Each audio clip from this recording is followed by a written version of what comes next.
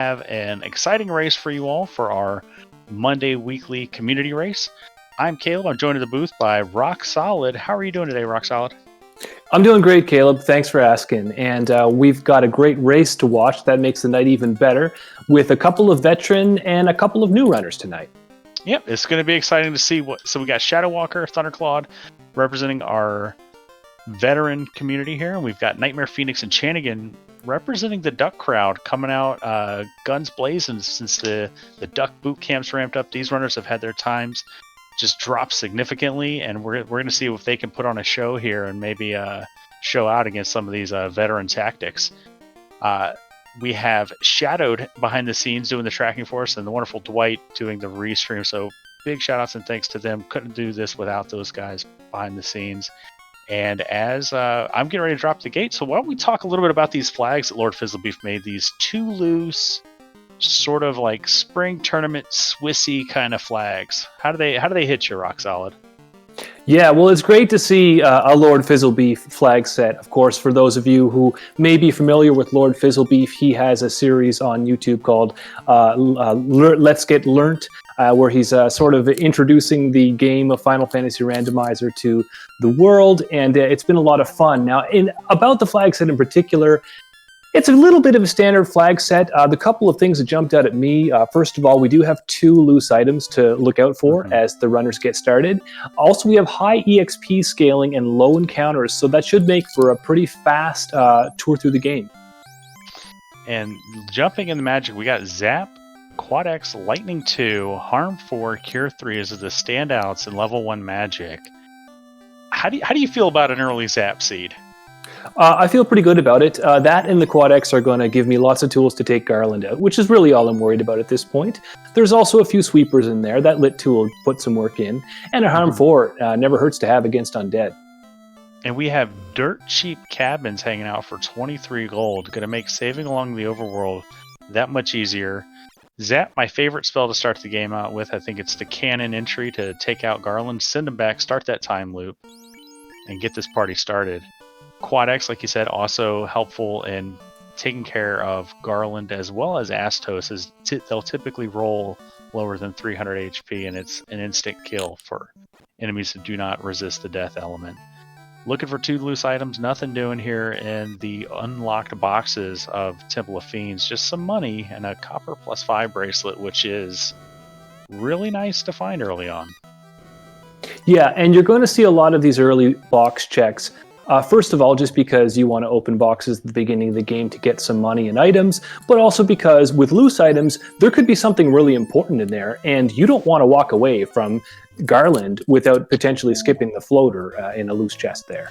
Oh, but we don't have a loose floater today. We have floater from the princess and rod from the king. So, how do you feel about doing a first dungeon rod play once we get that boat, because we do have a free canal? You know, I actually love to see Rod early. That's the one that always seems to be missing for me at the end of the game. I always think I'm in go mode, but there's that pesky earth dungeon that I just can't seem to get fixed. So I like to see Rod, but I am a little bit concerned. We don't have a canoe or a ship, so we're about to see a lot of inner sea routing as these runners sort of just crisscross left and right across the land connections. And Thunder on his horse, already in Provoca, taking on the pirates, running the Black Belt Black Mage, our only on-stream runner, rocking the 2-man. How do you feel about Black Belt Black Mage?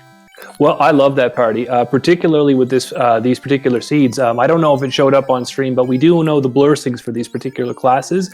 That Black Belt is going to be an absolute tank with an additional 40 HP as a base, and also a buff of 15% to his base hit, so it's going to be doing damage. And the Black Mage, always great. It's good.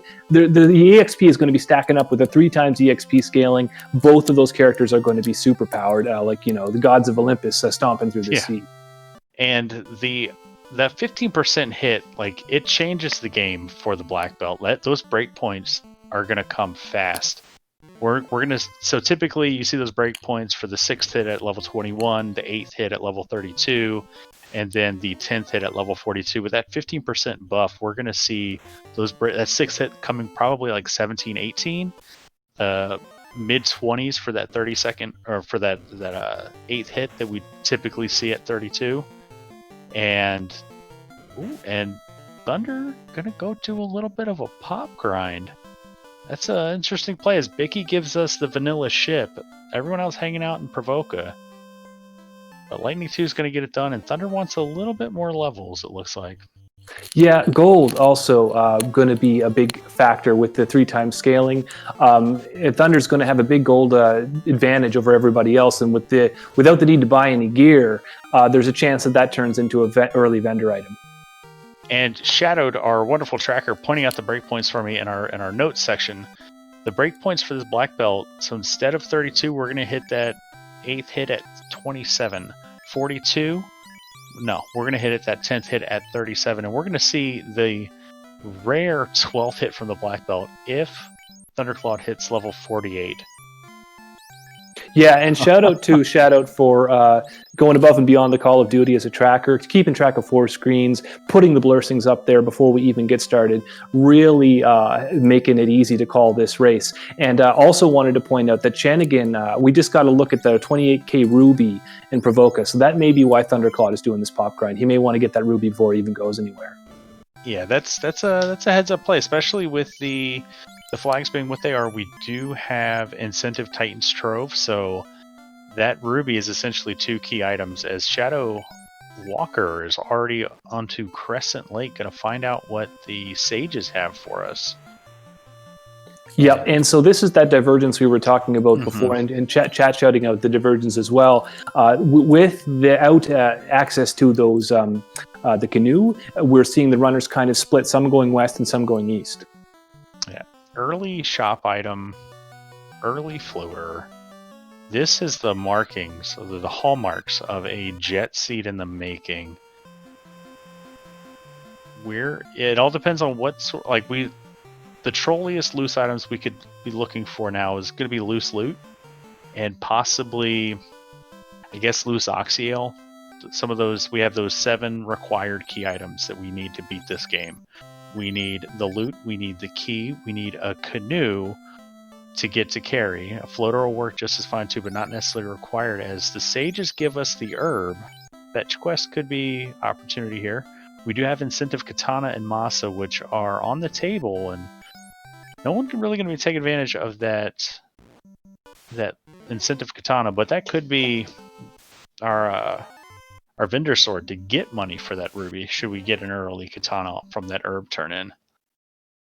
Yeah, Chanigan finding life 2 in level 3 magic in Provoca, that's going to be pretty nice to have.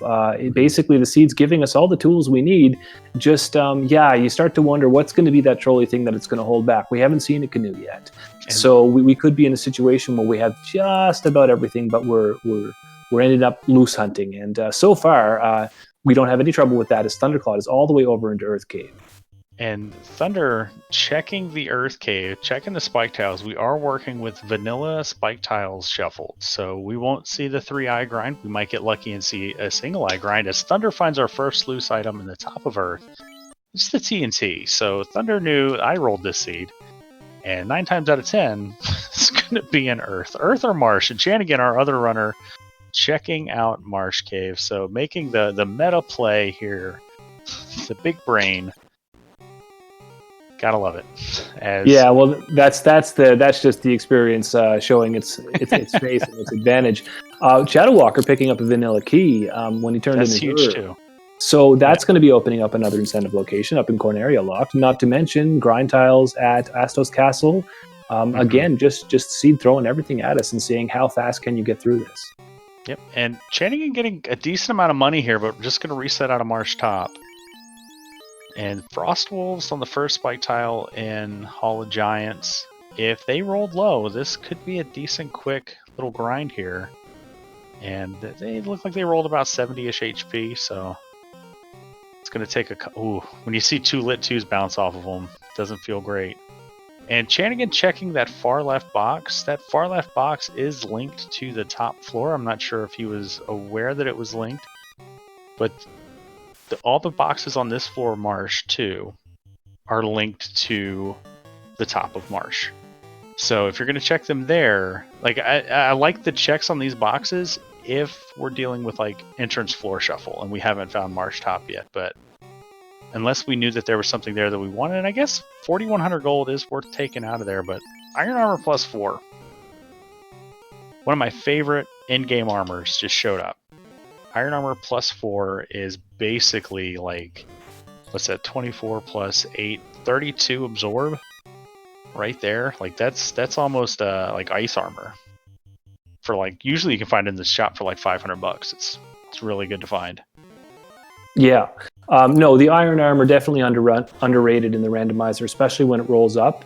We're going to get a look at this Cornerio locked item from Shadow Walker. It is the canoe. So we've got the canoe and the floater and the key.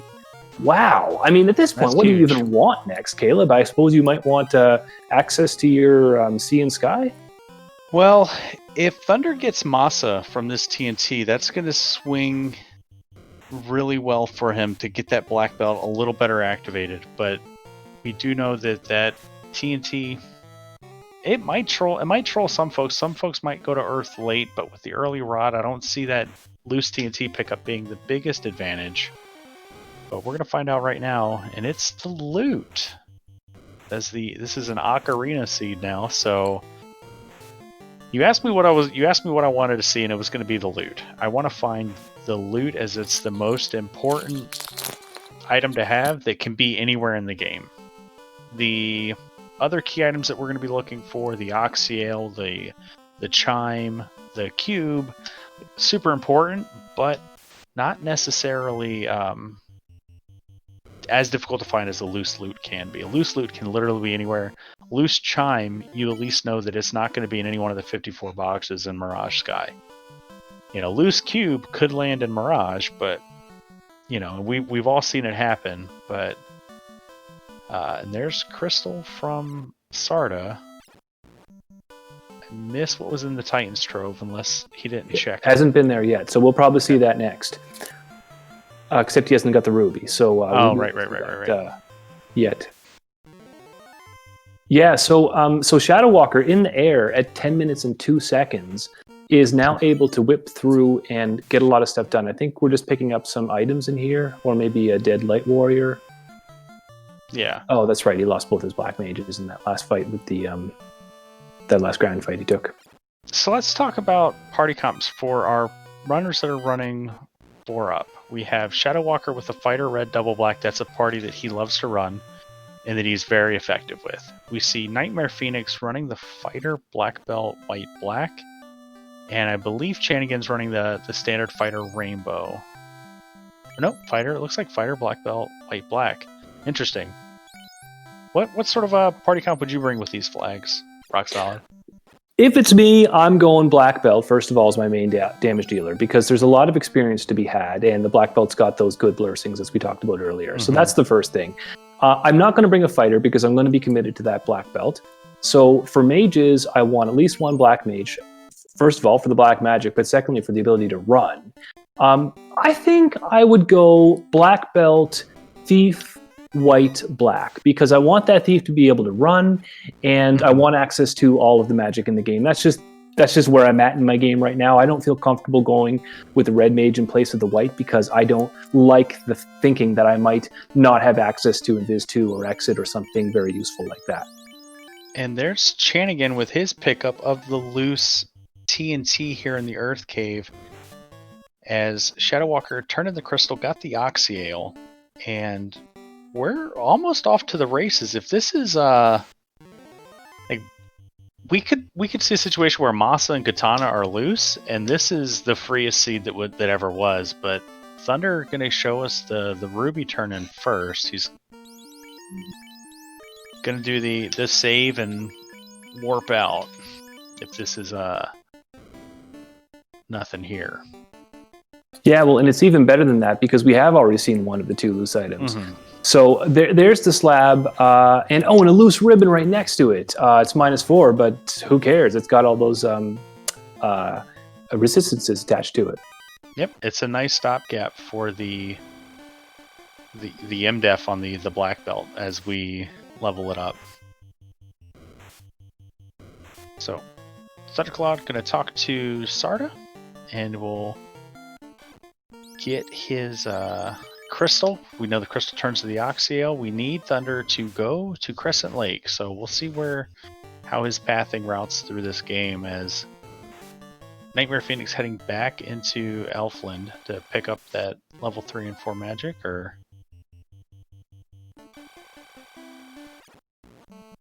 Yeah, I just want to point out, Shadow Walker has just found the metal slimes at the Vanilla Wizard tile in Marsh Cave.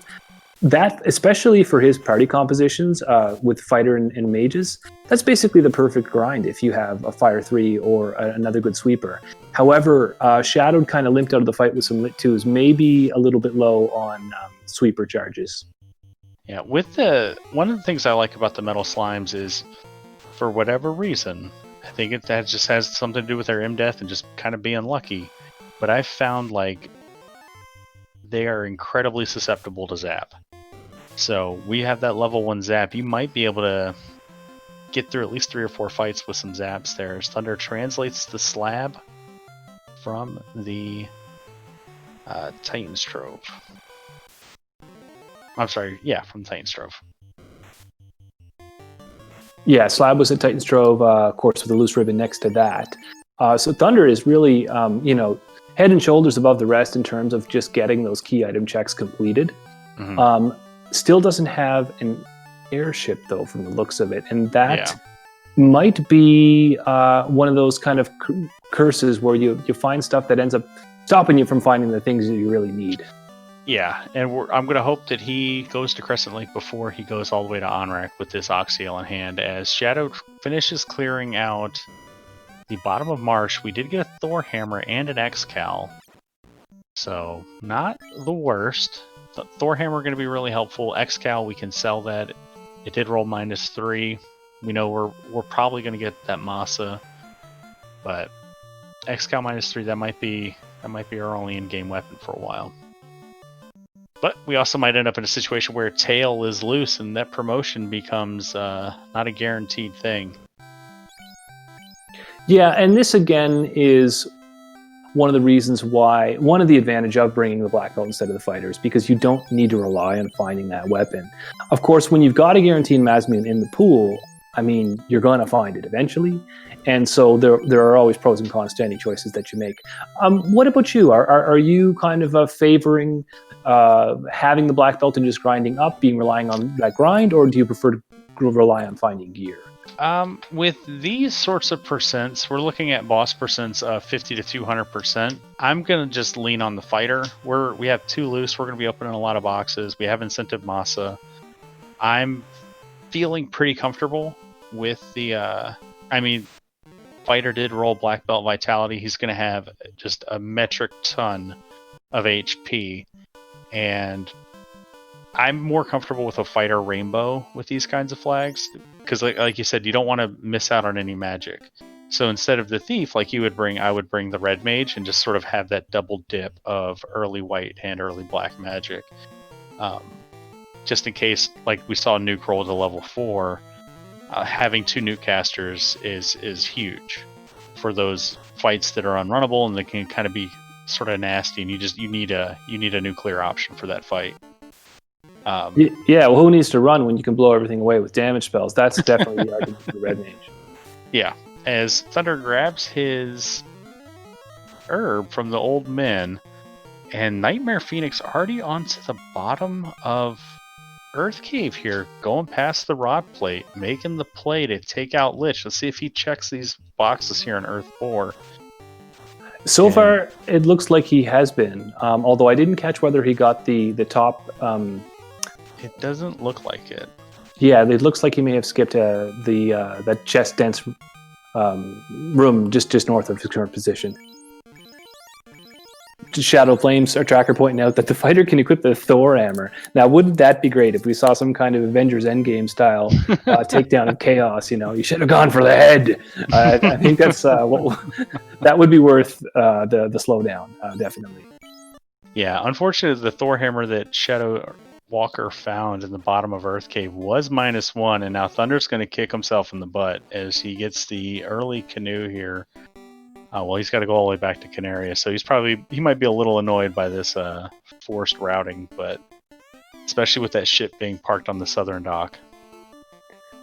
Yeah, I mean, you got to feel like you're a little bit behind whenever that happens, and you know that you could have got it sooner. At the same time, I think Thunder is doing well. I mean, Shadow Walker has made some different choices and does have that airship, and Nightmare Phoenix is further deep in Earth. If we see our second loose item deep in Earth, that could shift the balance. But at this point, I'd say it's still anybody's game. Absolutely, absolutely. We don't know. I mean, I know I sort of minimized the percents at 50 to 200. We could still see an incredibly nasty Temple of Fiends for our runners. Thunderclawed in an interesting position with that 2-man, gonna have a very high chance to just blow up a very soft Topher. But if there's a Topher that requires any sort of like evasion buffing where we need access to Ruse or Invis 2, our only way of getting that is going to be the defense sword and the white shirt, which are not incentivized, and he's going to have to hope to find them. Otherwise, he could be in a bad spot. Like we see Nightmare Phoenix in a bit of a bad spot, as unfortunately the pathing he took through much of Earth Cave sort of like pathed in the spike tiles, where a lot of those spike tiles in the Earth Cave are easily avoided. And it looked like it just kind of, it might have been nerves, it might have been bouncing off bats. It happens to the best of us. So we'll see how he adjusts here. Yeah, if it's me, I'm avoiding 100%ing Earth. I'm also avoiding early Earth, even if I have the rod. Because, you know, if you can get your party up to levels, which usually isn't a problem, you'll find something somewhere. It's often nice to do the late dungeons earlier, because there's a lot of chests right next to each other that can turn into something really useful, and all of a sudden you've got both your loose items. You don't have to worry about that anymore. Yep. And Thunder grabbing that canoe. Now, he's probably an equal mix of annoyed and relieved that he's got one loose item. He's got the key, he's got the loot, he's got the floater and the canoe. The trolliest of the incentive items are out of the way. So he doesn't know that Shadow Walker has about a 10-minute jump on him and getting into the air, but I'm sure he doesn't feel ahead. But it's gonna all come down to if he finds a viable grind. Like if we find that solo high or the solo Agama that Thunder really needs to take advantage of, because those shuffled A-side spike tiles really, really do favor the black belt party. As we get a little high five here walking through the Lefinian Forest, as Thunder is on his way to get the crown that Shadow Walker just picked up. Yeah, well, and you just highlighted the, well, I'm going to call it the weakness of the black belt party, which is that you do need to find that black belt friendly grind somewhere, and you're not guaranteed to get it as he gets trapped by the Lefanish and has no access to warp or exit. Yeah, you rely on finding something like those eye grinds, or a couple of mages or fighters that you could take out, and it's got to be in a convenient location that you can get to and get out of without risking potentially losing a whole grind. So that's something that Shadow Walker still has to contend with, or sorry, Thunderclawed still has to contend with, finding a place to get those levels. Now Ordeals might be it. There's a few trap tiles in there. Yeah, and Shadow Walker turns in the crown, gets the cube for Mastos, raids his pantry, finds a whole lot of nothing, just some chump change, and a Frost Giant, Frost Wolf, and there's the eyes. There's the grind. And look at this, we're in commentator no mode at the moment. We know where everything is that we need to beat the game. Of course, not anybody has all of those things. I would say Thunderclawed. Oh, we're still looking for We're still looking for Chime. Oh, my mistake. We don't have access to Sky yet. Okay. Yep, but that's it. So, that could be here in Ordeals. That could be in the waterfall. Could be loose. I think we're still looking for a loose item. Yeah. So we're getting there. But with access to the Shadow Walker with the knowledge of that eye grind, I didn't think it had anything nasty, but he's just like probably put it in his back pocket and was like, I'll come back here when I have a little bit more key items to take care of this. Yeah. Yep. We see Thunderclad is making his way through the Ordeal's maze. Of course, we're dealing with shuffled pillars, but that's not going to be a problem. And we'll get to see what the grind tiles are here in Ordeals. There's still a few good ones, like maybe zombie dragons, that could be good enough for Thunder to go at least to level 24, 32 sort of range. Nightmare Phoenix getting the loot from the TNT and trying to figure out his next move. Is Thunderclad through the pillar maze already, and I missed what was on that first spike tile, but nothing worth sticking around for. It was Mummies and Whiz Mummies, which is good when you have mages to level up, but for a black belt, not so much. Yeah, we do have that mage stick, but they have stun touch, so we don't want to stick around with these fights any longer than we have to.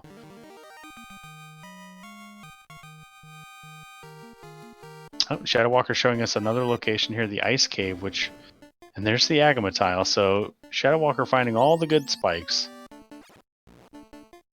Yeah, talk about an embarrassment of riches in terms of grinds for Shadow Walker. This is a great fight, and oh man, I love the divergence here. This flag set has really given us quite a treat in terms of all the runners are in very different spots right now, dealing with different challenges.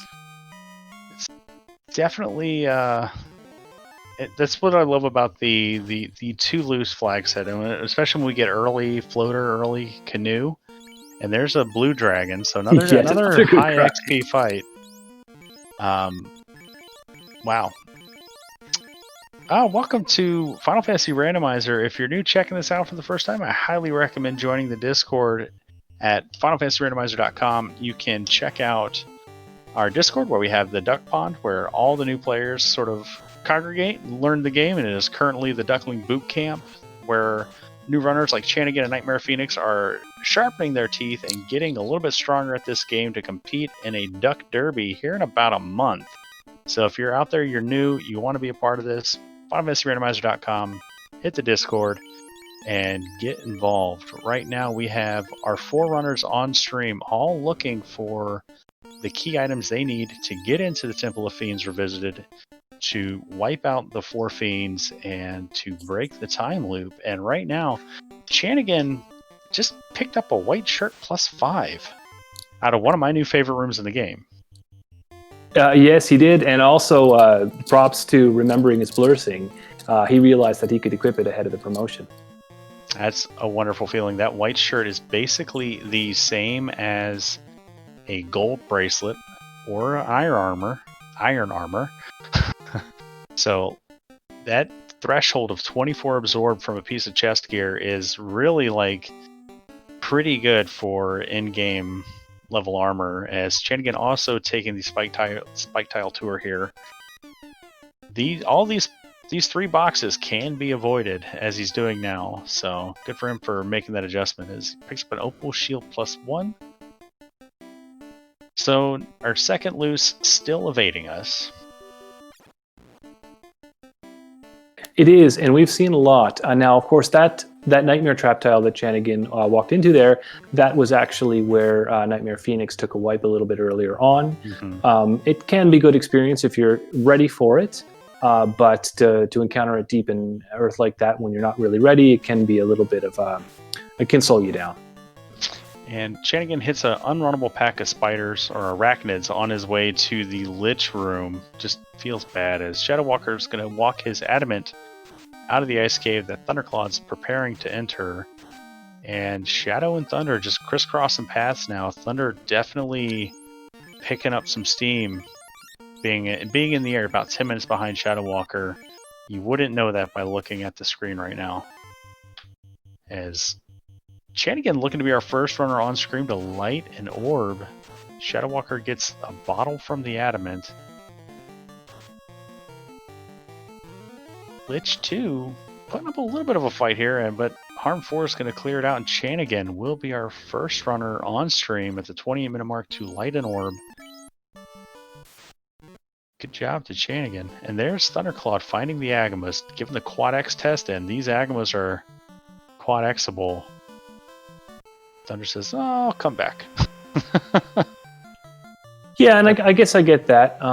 You got to balance progression with leveling, and Thundercloud is high enough that we'll be able to take care of most locations. So it's the sort of thing where you make a mental note, or you write it down and say, that's where I'll come back if I'm still level short of a breakpoint. And I can't see him not checking. Oh, we got a Masa +2 from the bottle. So, Ordeals with the Katana 5, Masa 2. So that tells me that we're looking potentially at Loose Tail or Loose Chime. Yep, it's got to be one of the others. And what incentive locations do we have left? There should be one. Is it the Waterfall robot that we haven't seen yet? Yep. So Waterfall will be our last check. So we'll see what Shadow's going to come through Ordeals here. He's going to get that +5 Vendor Sword. Thunderclawed healing up. Looks like maybe took a little more damage than he wanted to.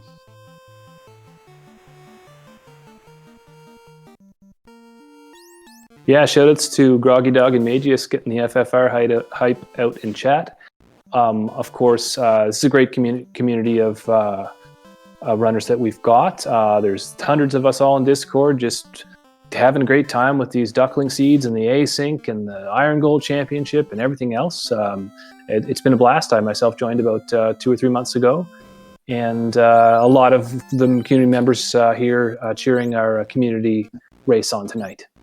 Absolutely. And we've had a huge influx of new people just like yourself, Roxalt, in the past few months. And big shout outs to Randomania, Speed Gaming, RPG Limit Break for hosting these community races and letting us show everybody the joys of FFR and getting more and more people excited to play this game. We do have a lot of ongoing events and very time sensitive or time limited events. Like we have the upcoming Duck Derby that I was talking about. We have the Winter Double Anti-Bingo tournament coming up, organized by our current Duckling Supreme, Sir Link-A-Lot, one of our admins, Dark Moon, and Zenobian, one of our better runners in the community, put together a bingo flag set with bingo boards, and it's bingo's one of my favorite ways to play this game. I'm not the best at it, but man, I love me some bingo. So we got that coming at you. We got Spring Tournament. We got the Duck Derby. We got the Randomania Tournament of Hope coming up at the end of January. Marathon, like we're gonna have like a Chaos Rush tournament. There's a lot of stuff going on, and then in the background there's all the ongoing events like you're talking about, the Iron Gold Heavy Metal Championship, the Saturday Hardcore races, and of course the Double Dragon Tag Team Co-op ongoing tournament. So if you love FFR, if you like Final Fantasy, there's not a better time to join the community and jump in and be a part of the action. And yep. Shadow Walker's already at the waterfall. This dude's too fast, man. Yeah, I was just about to say, speaking of action, it resumes. We're about to find out how trolly of a seed we're dealing with here, because if we find the chime in here, we know that the tail is loose and we're not particularly concerned unless we really want that promotion. But if we do find the tail here, which is just as likely, then we know that chime's going to be loose somewhere in the world, and it becomes oh crap, where did I not check? Yeah, and we know based on our sort of eye in the sky that a loose chime, if not here in the waterfall, is going to be in Sea Shrine or Volcano. Because we've seen full clear Marsh, we've seen full clear Earth, and we've seen a full clear the Keylocked. I guess except TOF Keylocked. It could be in, which would just be bananas if we went and cleared everything and it was just sitting there in Temple of Fiends the whole time. Yeah, I don't know if I've ever seen a loose item in TOF Keylocked. Of course, you just gave us the rundown of where it could all be. I was thinking, well, why not Sky? Well, obviously, you need the chime to get into Sky, so it can't be there. It is the chime from the robot. We got a gift from the gods of FFR. As Shadow Walker hits Key Item Go Mode, he even gets another katana for his trouble. Now, key item go mode, 33 minutes in. You know where the Agama tile is. You know where the I tile is. I would imagine Shadow, if he's going to grind, he'll hit that I tile as it's basically free in Northwest Castle. Where do you go, Rock Solid, if you're Shadow Walker? Well, I do make a beeline for that I tile, first of all, because I need time to think. And I know that I can pretty much go straight there and get my grind done without really making any compromises. It doesn't take any time to get in there and to start grinding up that tile. Shadow Walker doesn't have the loot according to the tracker. So right. It He still becomes, needs that loose TNT, yeah. It becomes, where do I start checking? Because if I'm Shadow Walker, I'm thinking, okay, well, it's loose items that I'm worried about now. So yeah, I'd probably start with Marsh and just, start going through the game in order. Well, so Shadow's already full cleared Marsh. But now that he's got Chime Cube, I don't know if Shadow's going to be the kind of guy that's going to go sky, sky, sky. We do have 54 boxes there. It is our greatest chest density in the game. So Shadow Walker's, in my mind, has always been sort of a numbers guy. He might do C because he's right here.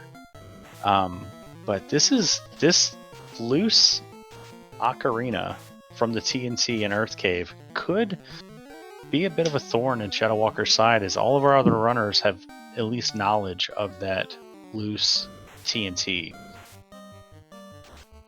Yeah, go ahead. I was going to say, Nightmare Phoenix is going to be our second runner on screen to light their first orb, as he's taking on the Lich now as well. Yeah, I was just going to say, it looks like Shadow Walker is going into C. The only other thing that I would be concerned about when doing this is, yes, I do like the chest density in Sea and Sky versus the Marsh and Earths of the game. But the only other consideration that I would be concerned about is, do I have the ability to take down the bosses of these dungeons? Do I have Brack, or do I have enough levels that I'm comfortable going up against Carrie and Tiamat? That's the only thing that might stop me from going here early. Doesn't seem to be a problem for Shadow Walker. Yeah, Shadow Walker, he probably has enough confidence in his level 4 nuke charges to carry the day with the 50 to 200% bosses, so he's a very effective runner. Shadow Walker, the runner-up in the 2019 Spring Tournament, is really good at this game. So, and he's had a bit of a break from it. So we'll see if there's how much de-rusting needs to be done here. So, but even checking the TFC here before going to the Mermaids, and the fascinating thing about this play for me, this feels like a gamble from Shadow Walker, in my opinion. Shadow Walker, the kind of guy that I would imagine 9 times out of 10 would check Crack Inside first. Crack Inside, you do that, especially knowing that we have loose loot, loose tail. Like, Shadow Walker knows that. So you, in my mind, when I talk to veterans, you do Crack Inside, you hope that you find the loose there, and then you come back to Mermaid side. So this feels like a gamble for Shadow Walker to do Mermaids first. And it's something we might have to ask him about when he joins us in the booth afterwards. Yeah, and just clarifying for chat, no, Shadow Walker does not have the loot. The first thing that Shadow Walker will need is a loose TNT from Earth. Of course, Shadow Walker does not know where that loose item is. Once he gets that TNT, he'll be able to turn that in for... Oh, what did that lead to? That was right away to the loot. Straight to the loot. Okay, so it's Narek that's holding on to the loot. Okay, and that's what Shadow Walker needs to do. Yeah, so Shadow Walker did not make the Earth gamble, chose to clear out incentive locations first, and it got him the knowledge that the loot will be loose, as well as the tail. Does find a Sunsword here, so that's pretty good for the fighter to swing if we don't get that loose tail. Sunsword definitely the bottom of the tier when it comes to in-game weapons, at least in my opinion. Like, I've taken out Chaos with a Sunsword on a Red Mage, so it's definitely a viable weapon in the hands of a fighter. So, as Chanigan grabs his canoe, probably feels a little bad. Probably feels a little behind here, but still making pretty good time. 40 minutes is about that threshold that if I'm not in the air by the 40-minute mark, that's when I start to panic. So, 40 minutes in the air, you've already got an orblet, you've got some dungeons scratched off your list, you at least have some additional progress, so good for Chanigan. Shadow Walker not getting what he wanted out of the Mermaid side, leaps out of the Sea Shrine and comes right back in. Yeah, and now we're going to see Shadow Walker clear the rest of C. There is a chance still that second loose is around here somewhere. And here you see Thunder playing very aggressively. So Thunder did go Kraken side first and is only checking free boxes. So, because he knows that he is in go mode. Yeah, so all that Thunder needs is to just go through the game and get levels at this point. Mm-hmm. So Thunder, I don't remember seeing him check the spike tiles in Northwest Castle. So I wonder, he might just be leaning into a walking grind to get his levels for this black belt. Well, sure, why not? I mean, it is a two-man party. You're going to catch up lots of experience just getting to Topher. And, I mean, why not take a few Frost Dragons down on that last level if that's what you need? I mean, plus he's got that extra scaling on the hit from his black belt. So, the only problem that he might have is defense. Yeah, and he just hit 28. So Nightmare Phoenix gets the crystal, which will lead to the Oxyale, which will lead him to the Sea Shrine, where we see Shadow Walker and Thunder. And Thunderclaw just chugging along. So the difference here, the early dip into Earth Cave. Yeah, which, as we were saying earlier, I think we were saying, that's one that a lot of runners might avoid. So, well, sometimes you get the thing that you don't expect.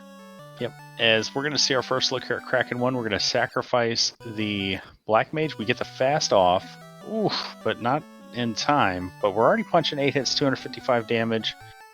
We can't take another Kraken hit like that. We need to get turn order here. We don't. So that feels bad.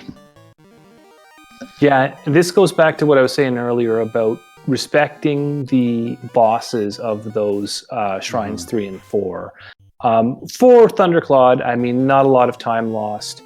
You can just throw yourself at it again and see if the dice rolls in your favor.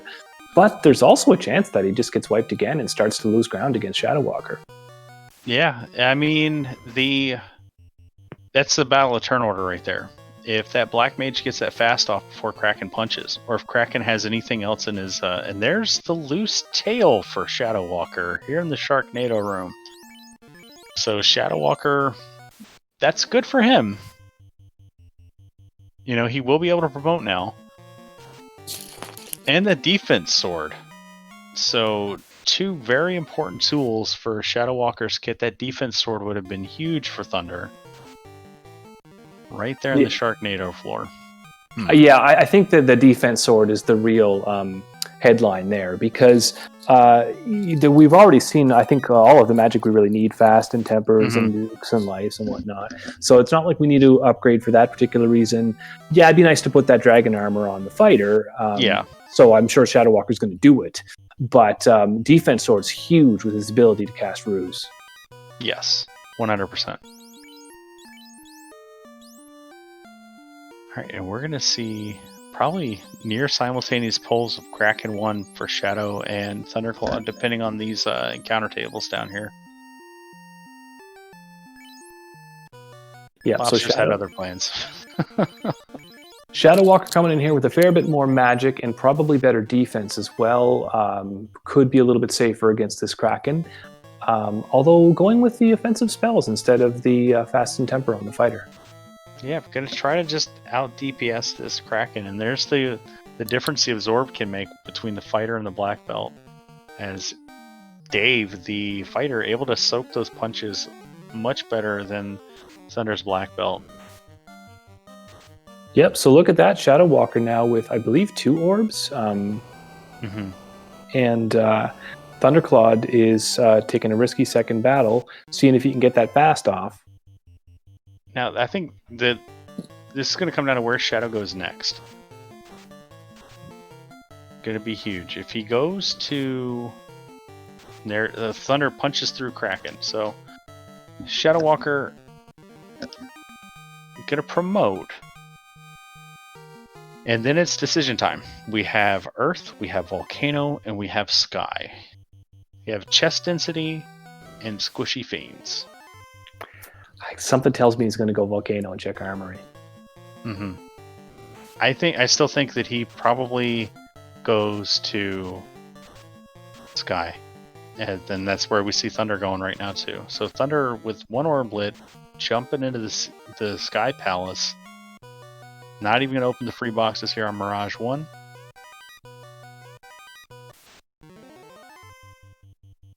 No, so now I think what we're looking at, the next big momentum swing, could happen if and when Thunder gets to Topher ahead of everybody else and doesn't have the defense in terms of magic defense and even potentially absorb that he might need to make it past all the gatekeepers. That could be where a problem starts to crop up again for Thunder. And Shadow Walker, the magic shopping could pull him back in the direction of Earth and Volcano, picking up magic for the Knight and the Red Mage as we learn Warp, the vanilla Warp. Gotta love it. Yeah, and Warp, of course, an incredibly useful spell in this game, though not as much so when you've already got just about everything. Thunder onto Sky 2, onto Sky 3 already, just cruising. It looked like that black belt just hit level 31 as well. As Nightmare Phoenix and coming into Crescent Lake here. So this is a teachable moment for Nightmare Phoenix with we already full cleared Earth for Nightmare Phoenix. When you have these free incentive items just on the table, you really kind of want to route them ahead of early dungeons because it's a free check. We get to look here. We already know where the vendor item is, but if we didn't know where it was, you can route in that sort of check. And Rock Solid, I'm going to get you I'm going to ask you to stop being psychic because Shadow Walker just walked into the volcano. Yeah, well, it's I appreciate the shout out, but it's a pretty easy play to call. The thing is that the armory is one of the most chest dense locations in the game, and it's really quick to get through. So it's really tempting if you're looking for loose items. Hey, why not go check armory? I know that even if it's a bust, I can just blast through Volcano and get the Fiend down. There's trap tiles in there in case you want levels. It's just it's a really attractive target when you've got the airship and you're looking for stuff late game. Yep, and he was rewarded with the second ribbon there, and an Aegis shield, and some Opal Armor -1, so it's all rolled down, but it's still pretty good to have resistance-wise. And there's a Wizard Stick if we had any doubt about our ability, and 2 Ice 1 swords. Wow. So, and a Vorpal 5 is here on the armory floor too. It's Chanigan also in the armory, and now Thunderclaw is, because Thunderclaw is just leaving a wake of destruction behind him as he's just blew up the Sky Palace. And he's just going to zip on through this volcano now. Wow. Yeah, a bullet calling out in chat the Yang sprite over on Thunder's side there. Of course, I didn't recognize that off the bat with the color change, but I think that might be correct. Of course, all of the runners have the options of modifying the sprites. That's just a little fun thing that people do. There's some ducklings over there on Janigan's side. Everyone loves those ducklings. I think it was Ken Brightblade who came up with the duckling sprites. That's a whole creative side of the randomizer community that some people really get into. And here comes Thunder already onto the carry floor, so just blew right past Chanigan and Shadow Walker as they're opening boxes. And Thunderclaw just making a mockery of this seed now with this high-level black belt. But yeah, the creative, and Thunderclaw, he'll correct me if I'm wrong, but I'm pretty sure he designed those sprites himself, the sprites that he uses. One of the many creative folks in our Discord, in our community, that draw the 8-bit sprites. Groggy Dog was hanging out with us in chat. I'm not sure if he's still here, but he's another wonderful creative type in the community. Yeah, notable pickups. Shadow Walker did find the Power Gauntlet in Volcano. I don't imagine many of the runners will find that. It's pretty useful. Of course, with 3 black magic casters and Fasted Temples and Temper, it's not really something you need, but always nice to have. Every time I go to call one of these fiend fights for Thunderclaw, they're already dead. So Thunderclaw's doing his thing. But yeah, that's the blessing and the curse of full clearing the game. You're going to get all the wonderful gear. The downside is that you're going to get everything because you have to open everything, and it's just unless Shadow Galaxy Brains, the Earth dive over. I can see it going either way, right? Because Sky is chest density, but Earth, we've had access to it from the get-go with that rod. So that whenever you get early access to a dungeon, I feel like there's a pull toward it. And whether or not you listen to that pull and go can make or break a run, because sometimes it betrays you. As Nightmare Phoenix going to grab his canoe, and still not terrible, going to be about 50 minutes into the air, and with an orblet, so still pretty good showing for a 2 loose flag set. Yeah, Caleb, I sort of agree with you on this idea of, hey, where's my loose item? Well, where did I have access to for a long period of time? It's not guaranteed to serve you. I don't know the logic of the randomizer well enough to say for certain that really has a statistical difference. But it doesn't. Yeah, I agree with you that the pull is there. Yeah. And it probably shouldn't be ignored. Yeah, well, there is a logic to the randomizer that everything can be beat, but there isn't a logic in that the randomizer scripts the game in a way that you're expected to beat it. But when you've been playing this game, as long as folks like Shadow Walker have been playing it, I feel like you start to craft your own logic in your head, and over the course of however many runs you've made through this game, like, you've seen enough data trending any which way or that or the third for your specific runs. It's just like Thunder knew. I rolled this seed with 2 loose items. One's going to end up in Earth Cave, and like, there's no statistical validity to that. It just happens. So it's just one of those things where it's a gamble you make, and Thunderclaw, it paid out for him. So we'll see how the rest of the seed goes. But Shadow Walker still doing well, like keeping pace, as Thunderclaw lights his 4th orb at the 50-minute mark and is headed to Topher. Yeah, so it looks like Thunder is happy with the levels that he's got. If he needs to do a top-up, he can do it in Topher after maybe even trying it once. That could be the play here.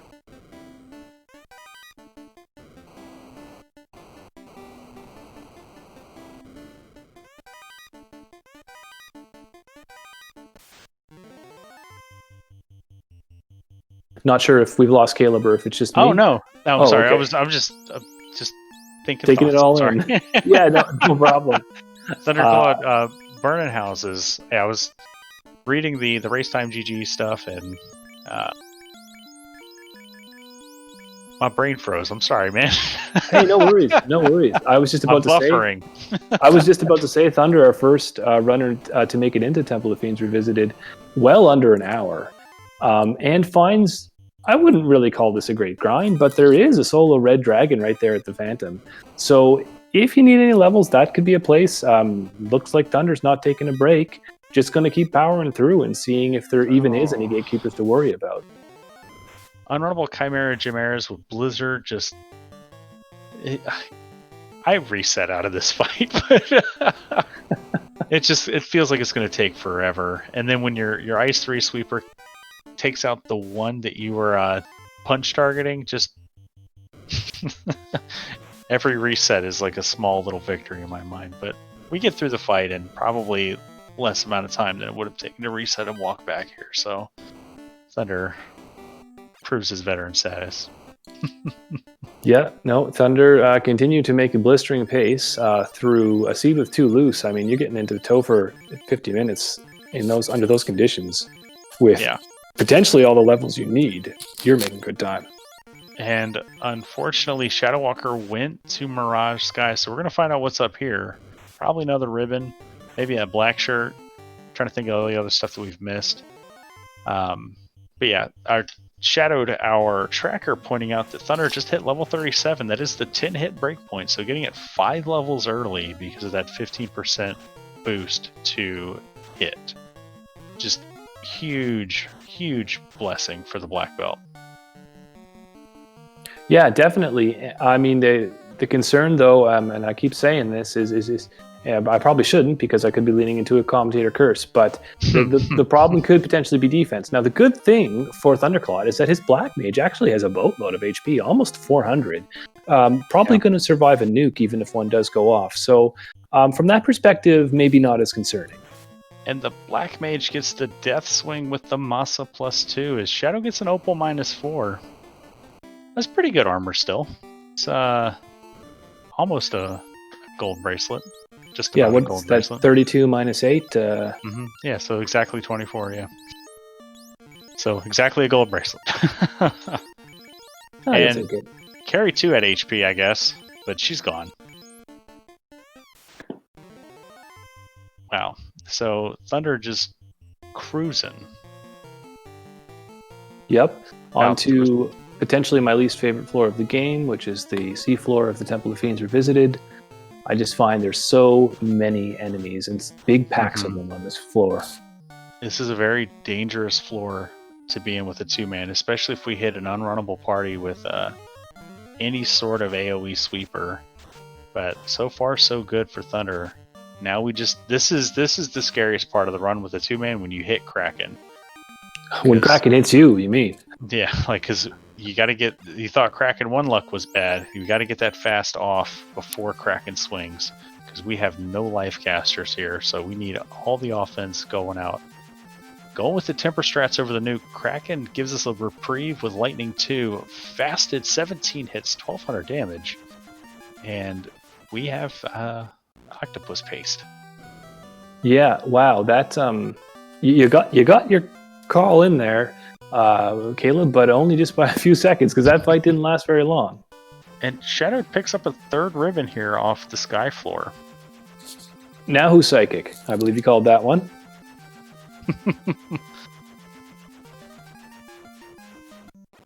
T-Mac giving us a little scare here, knocking chat down to a knee, but the nuke comes in, the Hail Mary microwave just gets chucked in there at the last minute.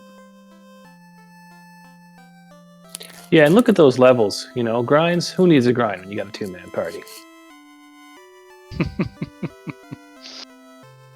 Basically, I mean, with I believe this is what 10% XP per key item too. Yeah, well, and 3% XP scaling. Yeah. So yeah, 3 times rather.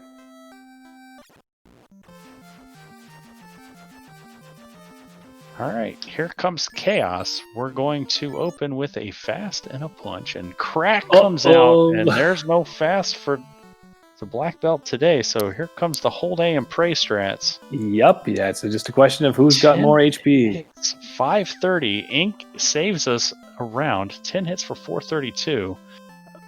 Lighter punch there for 112. 10 hits, 382. Black belt getting it done.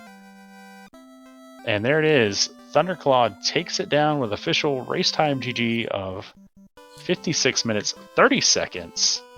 Get those GGs and chats for Thunder. Thunderclad finishing in 4th place with this group of this motley crew of runners as Gregory Puff off stream takes it down 1st place with an official time of 50 minutes, 27 seconds. Davis, 55 minutes, 25 seconds. Fry Teeth, 55 minutes, 51 seconds. So, new players and veterans alike finishing top 4. This is going to be a wild spring tournament coming up. So, we're going to see if Thunderclad wants to come hang out with us. Yeah, and look at that. I mean, the defense, magic defense, letting Thunderclad down without a ribbon. Of course, he lost his black wizard, but the black belt basically turns around and says, "Hey, I'm a level 39 black belt. I basically have a ribbon built into me. Yeah, I'm not worried about cracks, and able to hang in there and just dish out more damage faster." Yeah, and now it's going to be Shadow has to be kind of swimming in his head a little bit here. He's seen 4 people finish, and he's basically just full cleared the game, and he knows that he has to go to Earth. So this is where we're going to see like veteran sort of zen moment, because if I'm in Shadow Walker's shoes, I'm probably tilted out of my mind and just a hair trigger from forfeiting. Like the next wipe I have, I probably throw my hands up and say, "Not today, Satan. I'm not doing it." But so Shadow Walker's going to show a little bit of resolve here as we're joined in the booth by our first place finisher on stream, Thunder. GG, man. That was a thing. Dude, you were cruising. I think my brain fell out of my head when I saw Greg finish, and I buffered for like 30 seconds. Like, I don't know, how did he, what? Well, I know exactly how. I did Ordeals and Ice Cave, which were both very skippable, which if he did all the incentives other than those first, it would have easily led him to not have to do those. And then me wiping the Kraken 1 was another pretty decent time sink. So between those three things, I probably lost 10 minutes or so. Yeah, we did see Shadow Walker get in the air 10 minutes ahead of you. But and then I kind of wasted a little pop grind time thinking the Ruby was going to be necessary, which it wasn't at the time. And then spin my rolls. But it did let me find a loose TNT that led to the loot early when I was looking for money in Earth Cave, so that was a thing. Oh, you were looking for money in Earth Cave. We were convinced that you knew that I rolled the seed.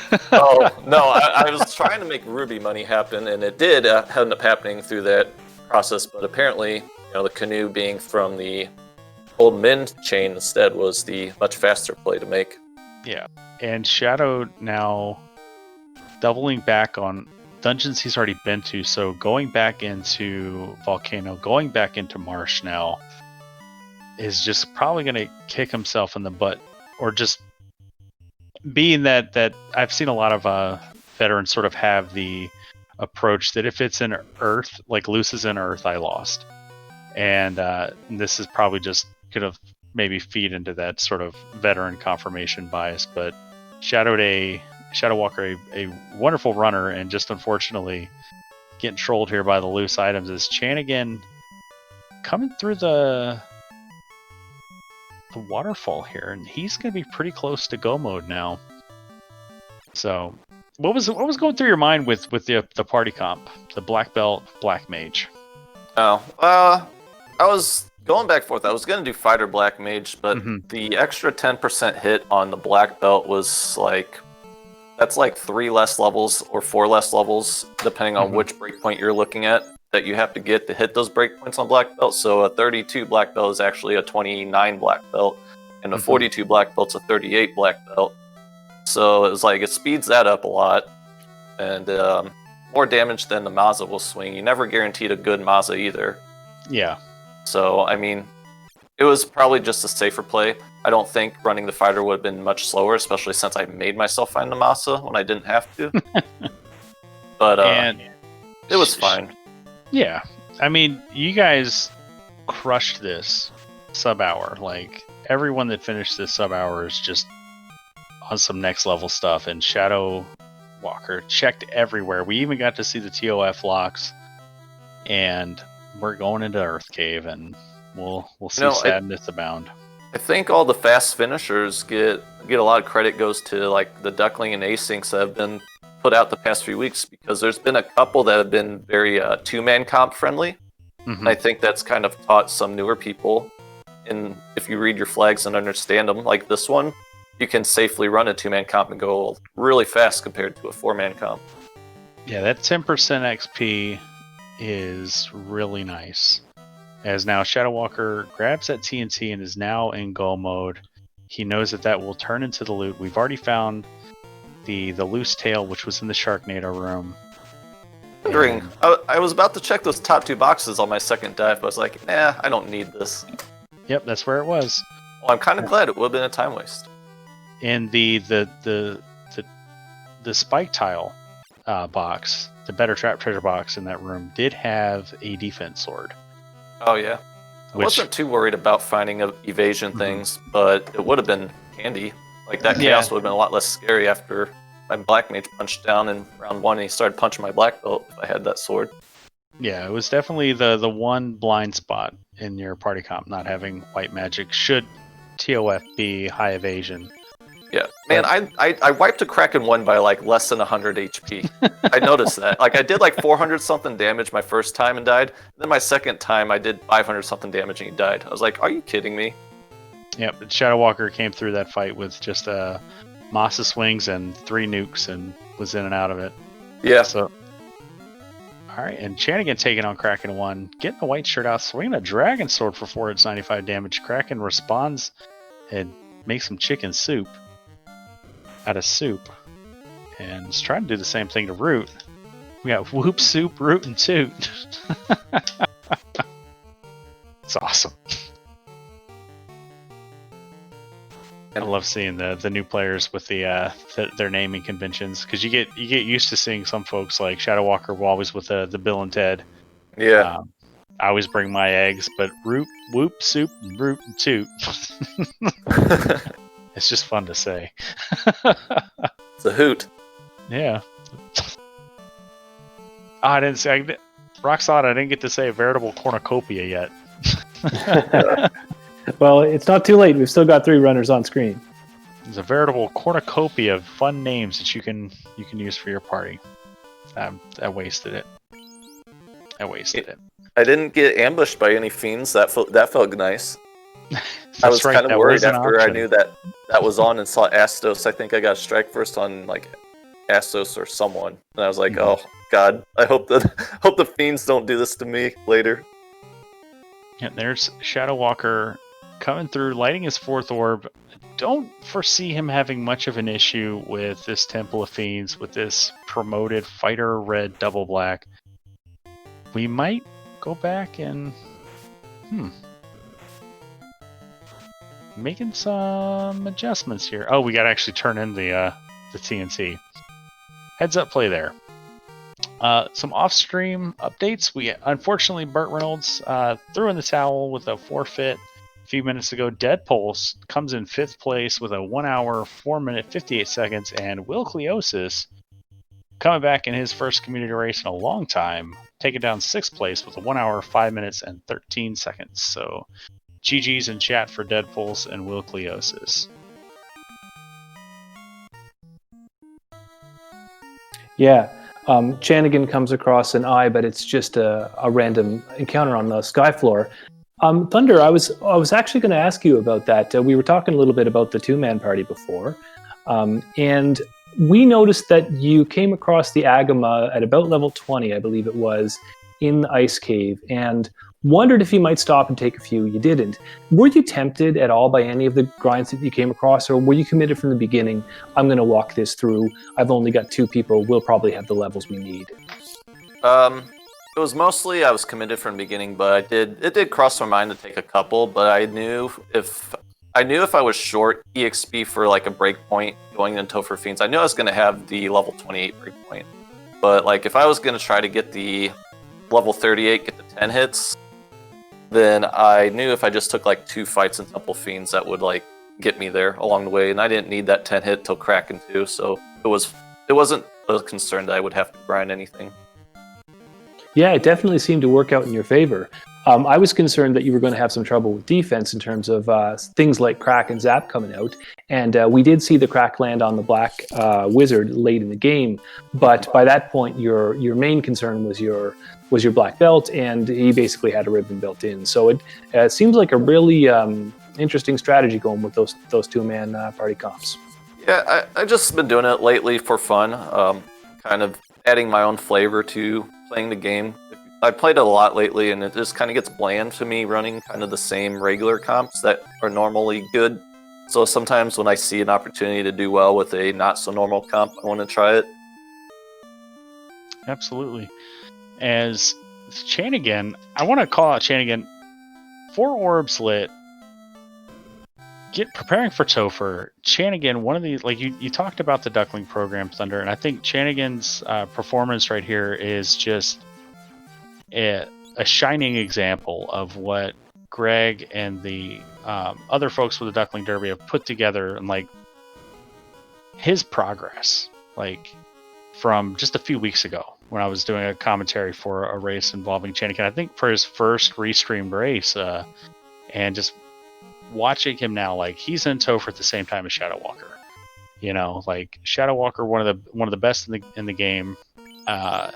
Chanigan, just right there with him. It's just awesome to see. You know, like, and I'm just beyond hyped for this upcoming Duck Derby. Yeah, there's going to be a lot of good players in the Duck Derby. There's already Duck Derby participants that are keeping up with veterans and beating veterans in these weekly races, not too uncommonly. So it's like, okay, can I enter the Duck Derby now or what? It's just going to make the spring tournament in 2021 that much more of a meat grinder. Yeah, no kidding. Oh man, it every year, man, spring tournament gets scarier and scarier to participate in with the competition.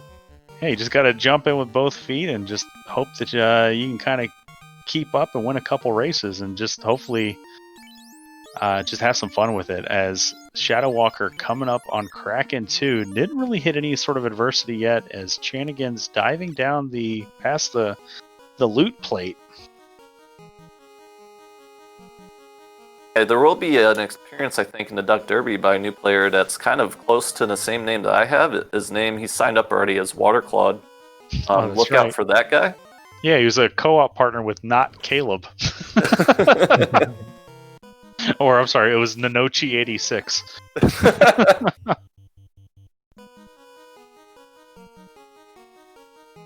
All right, Shadow Walker taking on Kraken 2 here.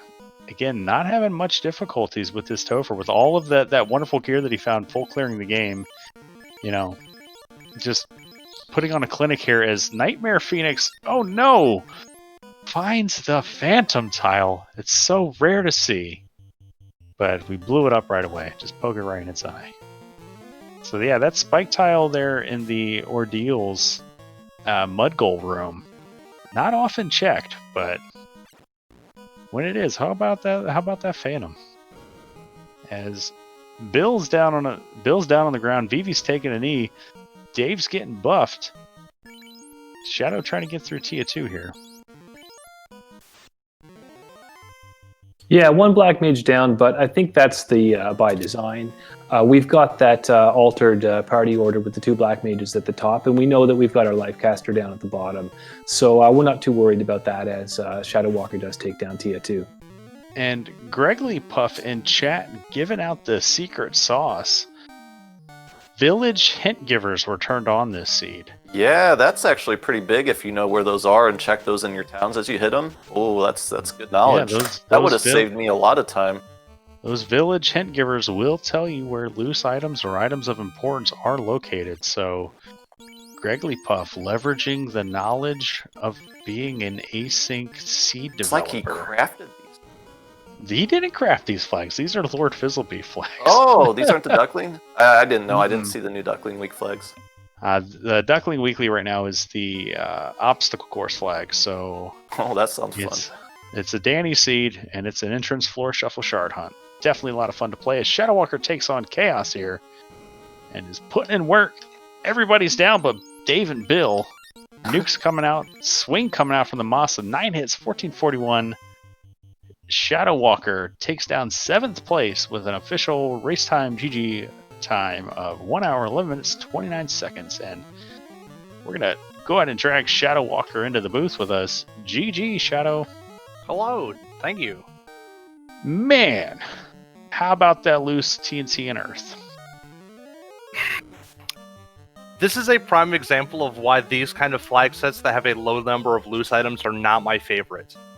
I didn't play that seed poorly at all, and yet I got 7th place because literally only one of the loose items was required, and it was really easily accessible. So, either you check Earth really early and you finish it 50 minutes, or you clear the seed in 1 hour and 10, which is still, really good. Super fast, yeah. Super fast for full clear. Now, Shadow Walker, Gregory Puff, our first place finisher, was hanging out in chat and sort of spilled the beans on how he did so well. And it's a flag that I'm not used to playing with. The Village Hint Givers in town. Are you familiar with that option? Oh, I know what the flag does. I saw that it was on, but I didn't bother to talk to anybody. Yep, apparently if you talk to them, they'll let you know where the loose items are, and that's all you gotta do. So yeah, that... I don't know. I don't like that flag. As a veteran runner, I don't like that flag. It's fine. I think it's great for casual and as you're learning, but for a competitive flag set, I'm not a fan. I just thought it was funny after, because like when Greg finished at the 50-minute mark, I was just looking at Race Time GG and I was just like, how? What? No, I knew exactly how. It was in an easily accessible location, and Topher was paper. Like, yeah. I got a lot of information when he finished, actually. Yeah. As Chanigan comes up to Chaos, we're going to get our buffs out, and Chanigan putting in a really respectable time here. Again, this is maybe the third or fourth time he's been on Restream, and really has come a long way. Yeah, if he's pulling Chaos at this point, that's really good. Yeah. And we're going to rearrange our party members, or our ducklings, and see what we can do. We're going to fast. We're going to white shirt, and we're going to probably power bonk. Alright, so the thief duck just cracked right into soup. Fast comes out. Man, I'm so glad I moved that ribbon to my black belt before Chaos. And here come the temper dumps. 3. Yeah, that's the upside to the full clears. You have all the wonderful treasures in the game. White shirts continue to come out. We're going to switch to locks and fades, and now their swings are coming. So 10 hits, 1307. Chaos doesn't have a whole lot of anything, so fade brings us to about 1500 damage, and probably just one more swing here will get it done. Fade comes in for about 300 damage. Another swing here, 10 hits, 1579, and get those GGs in chat for Chanigan coming in 8th place with a 1 hour, 14 minutes, and 56 seconds. Heck of a time for Chanigan.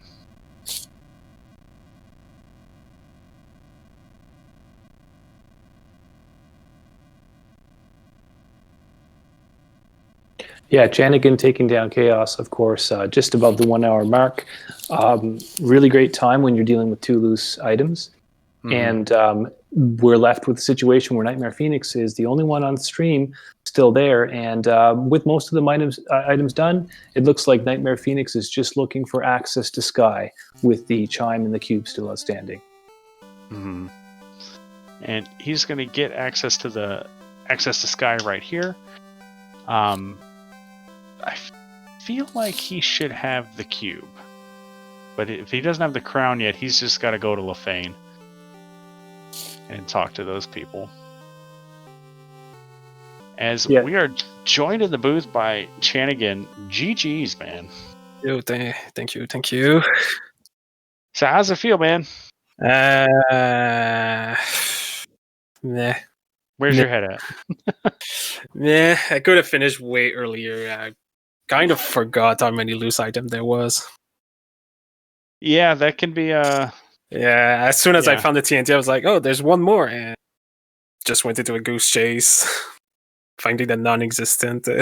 Yeah, unfortunately, the second loose was not required. It was it was the tail, and the tail. Shadow. It was in Sea Shrine and Sharknado Room. Yeah, I think you were the only one that found it, Shadow Walker. Oh, probably. I found everything. But that's always a good feeling too, to have all of that, like, sort of, you're gonna just clear Topher regardless of what it has when you've got all that stuff. Just that peace of mind. Sure. On the other hand, seeing somebody clear at 50 minutes told me Topher's paper and I don't need it. So, but you still have that insurance. Chanigan, it let me get away with not shopping before it. So. There you go. Yeah. Chanigan, this is what, your third or fourth restreamed race? Second. Okay. Yep. Yeah, I did one 3 weeks ago, I think, or maybe a month ago. Yeah. Okay. So I remember because that was I think I was doing commentary for that. I think you were. Yeah, I did. I think you were doing commentary. Yeah, you've come a really long way, man, in those 4 weeks. I'm excited to see. Yeah, thanks. What you can pull off in the Duck Derby. Yeah, I can't wait for the Duck Derby. It's going to be an exciting time. There's some shooters in that Derby though. Deadpool's in there. Frytee's probably going to compete. Waterclawed going to show up. It's going to be tough. I just want to win a game. That's it. Yeah, the Duck Derby with as many participants as if it mirrors like past Duck Derbies, like, and we have upwards of 50 people, like 30, 40 people Phew. running in it. Winning a race is a huge accomplishment. Yeah, But I can't wait. It's Can't going to wait. be exciting. I can't wait for those races to come off the ground and all you ducks to get your taste of like ambushing nuke arachnids or something. It's gonna be a fun time. I'm sure of it. So we've talked about your progress. What's one thing you think that you've changed in your play that's really helped you shave time off your runs? Not forgetting Earth 2, that's for sure. Sure. But just overall practicing. When I did my first race 3-4 weeks ago, I only had 5-6 randomizer completed at that time, and I've practiced a lot. I'm doing it basically almost one or two runs per day. That's awesome. And yeah, it's I can see the results now. Yeah, and that's what I like about having newer players on Restream with two veterans like Shadow Walker and Thunderclawed, because you can directly compare your run with theirs and see what they did differently, and you can kind of pick up tips from them. Yeah, I can't wait to check their run. Because I believe you and Nightmare were first on stream to light orbs with you. You both did Earth early. Earth, yeah. I wasn't sure about that play. I lost a lot of time doing that, and I wasn't sure about it. And it's 25 minutes in, I light the first orb, something like that, and I didn't have a good feeling. Well, Shadow Walker and Thundercloud, while we got you in the booth, what are if you had to give one piece of advice to newer players to kind of help streamline their runs, make them a little bit more effective at routing and playing this game, what would it be? Talk to the NPCs that give hints when that flag is on. That saves a lot of time. Yeah, apparently I could have saved like 20 minutes on this seed. Pro tips. No, but seriously, if I'm talking like usually that flag isn't on for races, so let's say in a situation where that's not happening, I always think the best thing as a new runner you can do is always know where you're going to go before you finish what you're doing, and always keep moving and don't stall in menus. Like if you're going in battle and you got the list is fighter, thief, black mage, white mage, say know that what you're going to do on your third slot, where you're going to put your cursor, where you're going to go, like be thinking a step or two ahead of where you're at and keep yourself moving, and that'll start shaving off a lot of time. Because usually in my opinion, it's better to accidentally route and go to a dungeon that's like maybe further away. Like if you do if you're like kind of hovering over a volcano and you accidentally go down and do ordeals instead of ice cave when you need to do both, you're probably not going to lose much time as long as you constantly move that airship towards where you're going instead of sitting there thinking. It'll balance itself out. Yeah, I talked about something very similar Sunday on the Duckling reveal, and I referred to it as having a battle plan. Whether that's in your routing or whether that's in actual battle, just like knowing what you're going to do, keeping it in your mind ahead of time.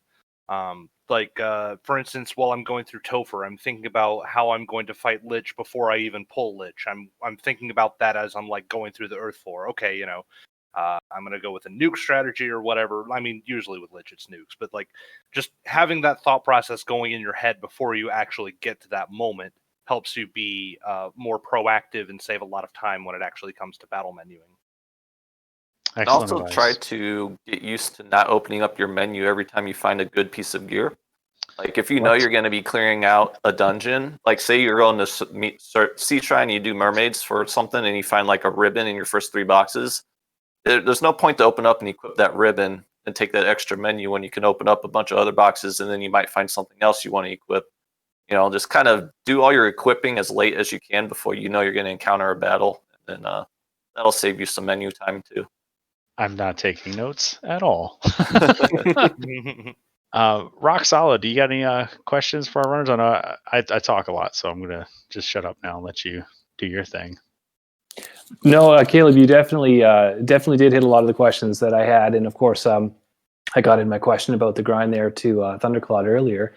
I guess it's just what's the weirdest like if you were to throw down, I want to hear this. I want to put all this question to all three of our runners that we got here in the booth with us.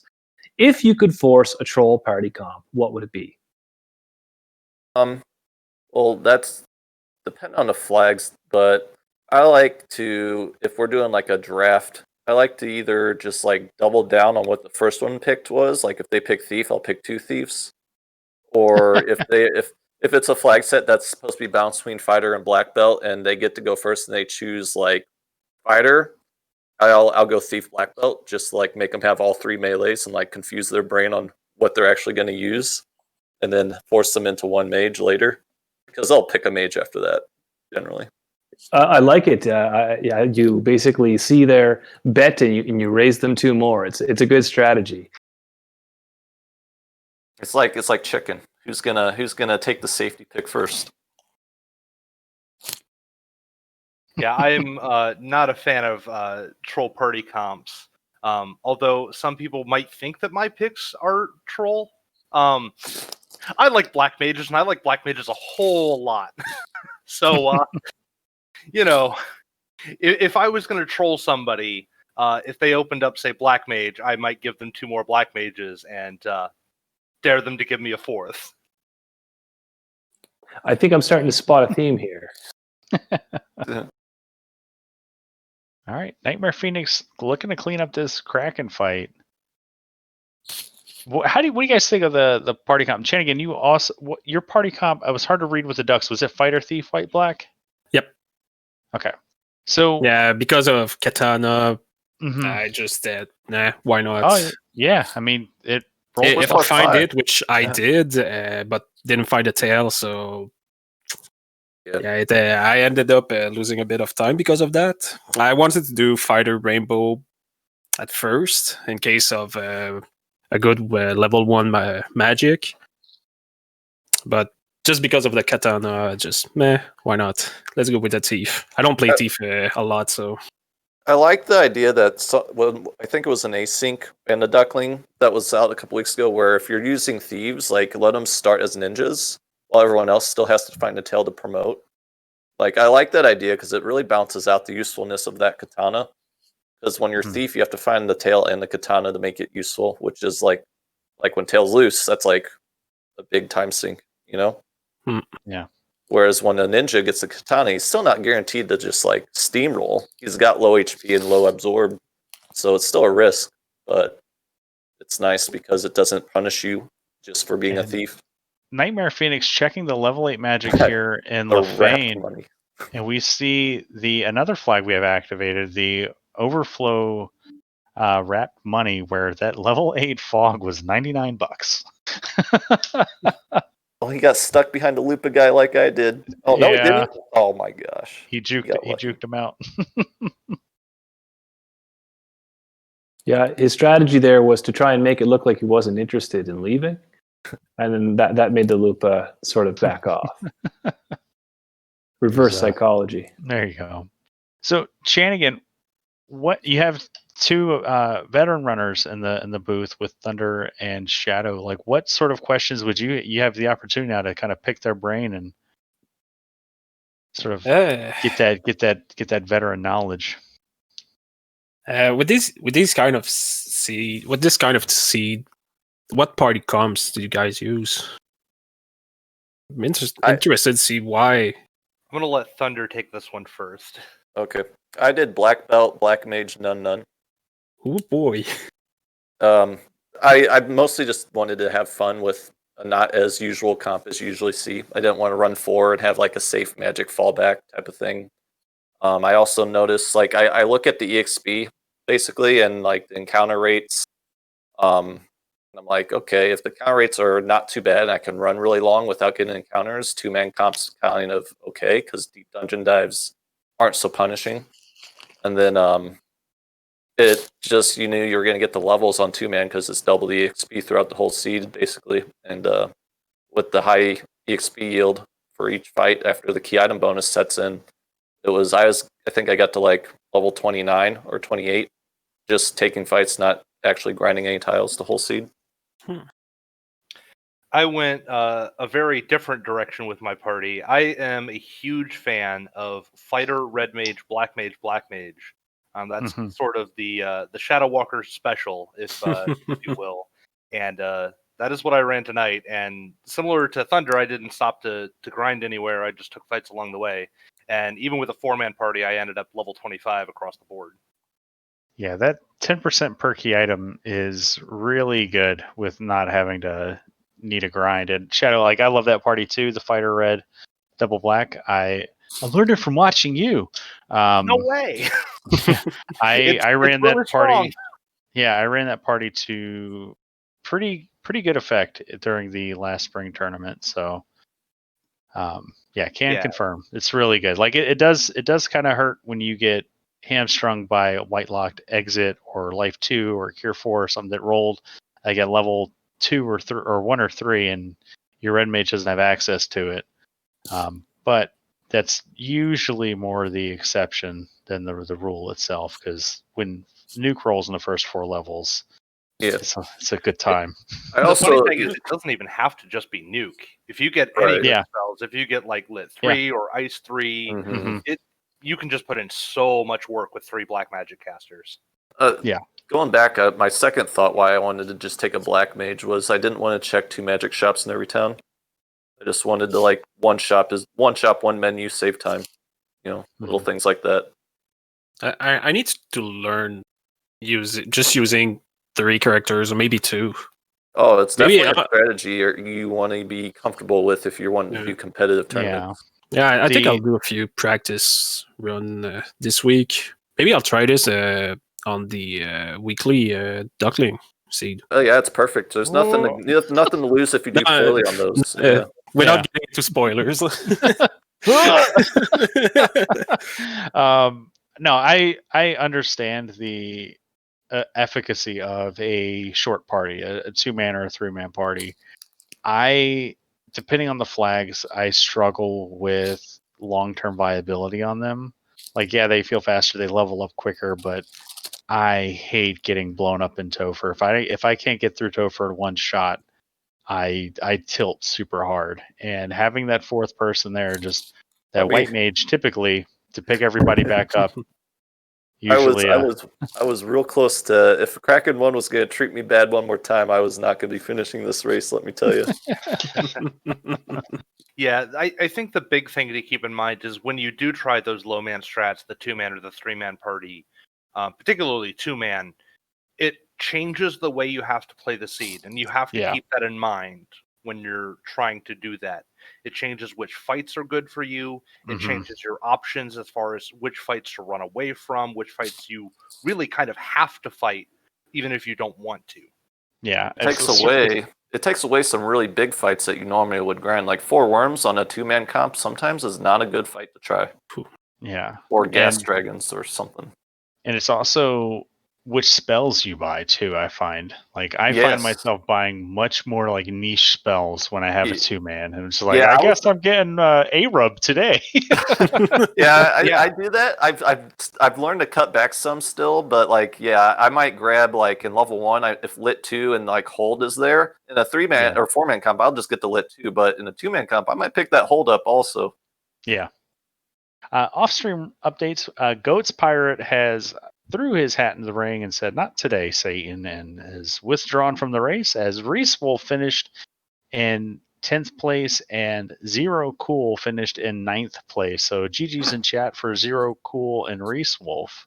Nightmare showing us the never before seen reclimb out of the dive down from the loot lock, goes back up to the Phantom Room. Oh man, I was doing I ran both the async and the duckling today. I forget which one it was, but I did the inadvertent Lich 2 grind. You know what's funny is in a 2-man comp, that can sometimes be a thing.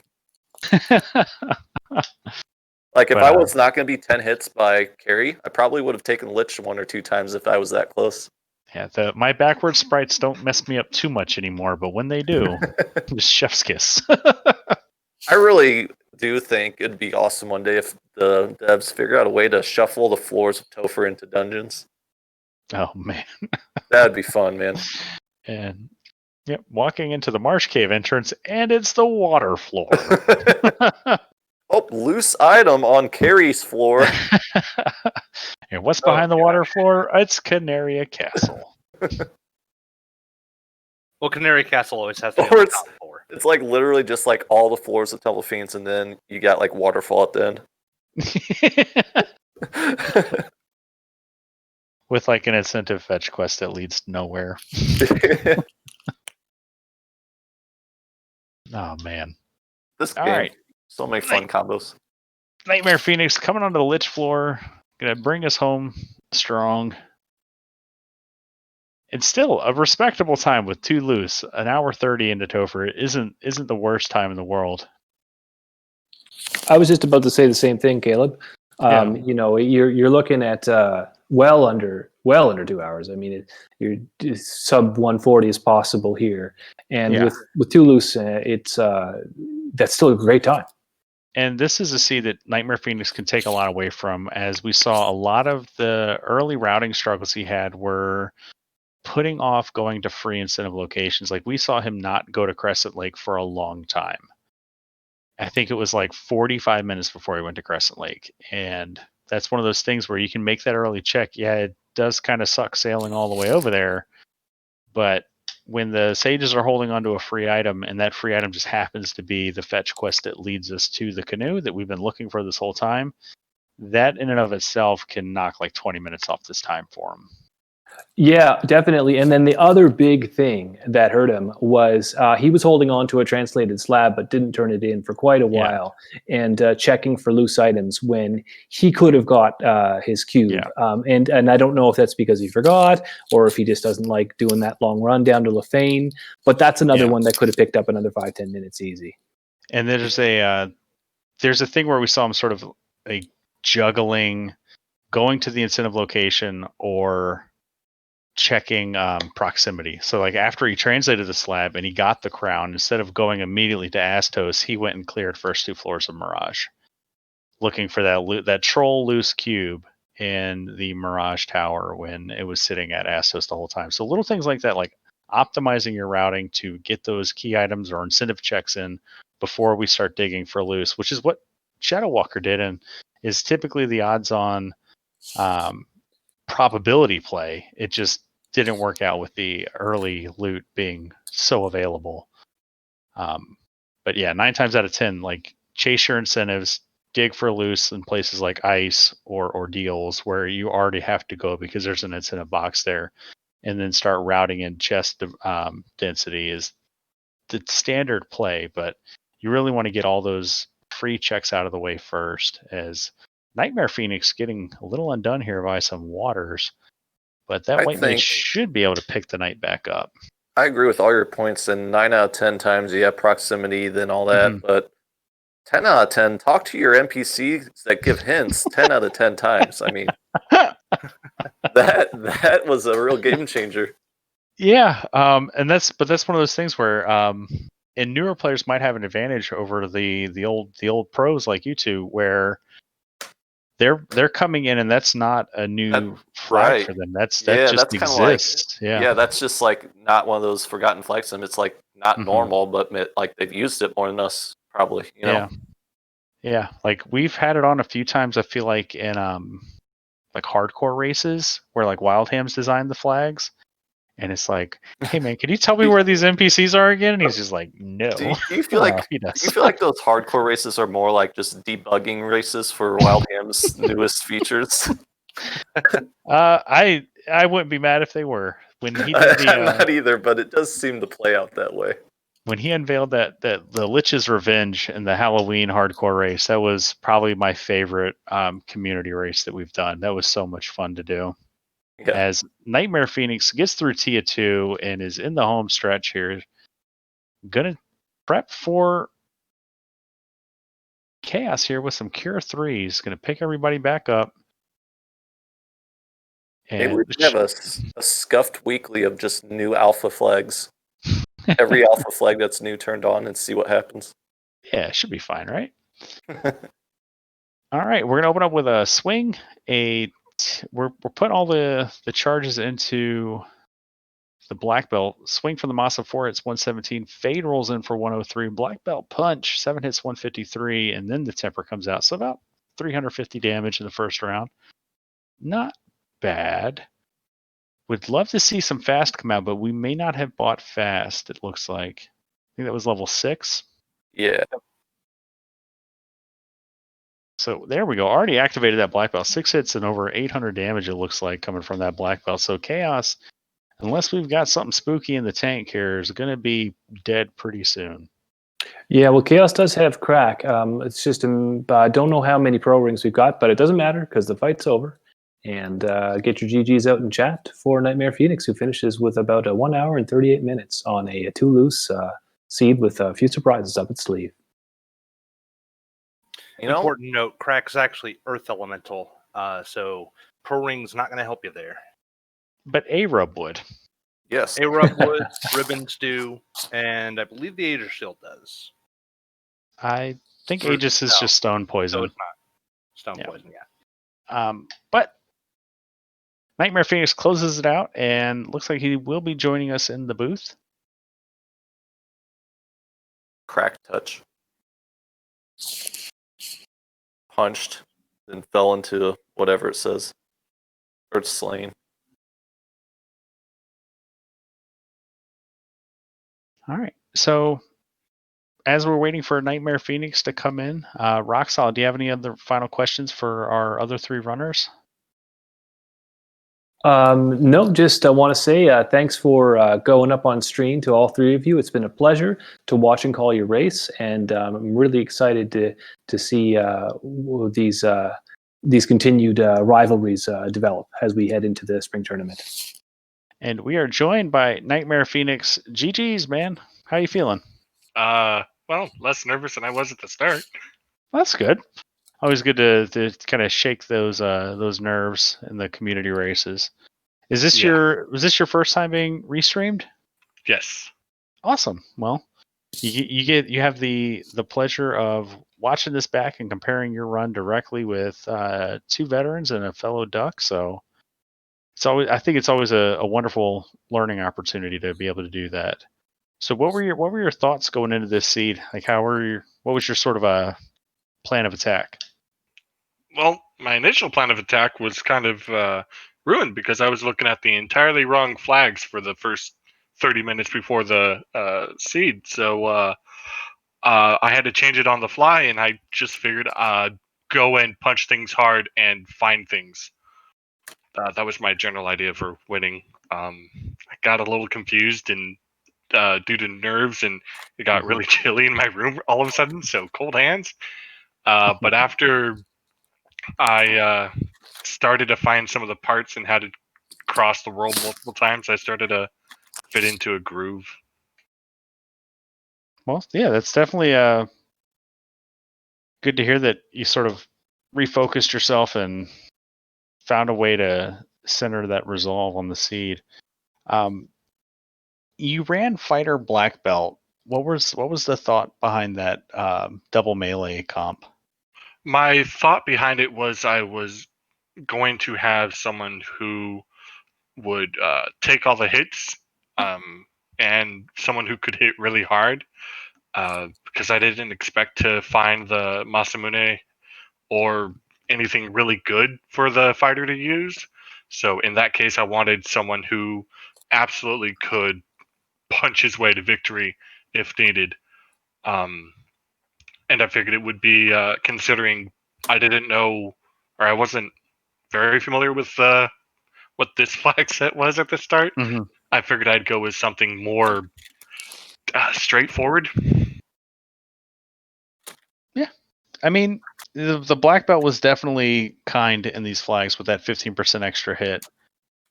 Where's your level of comfort playing with the blurred glasses?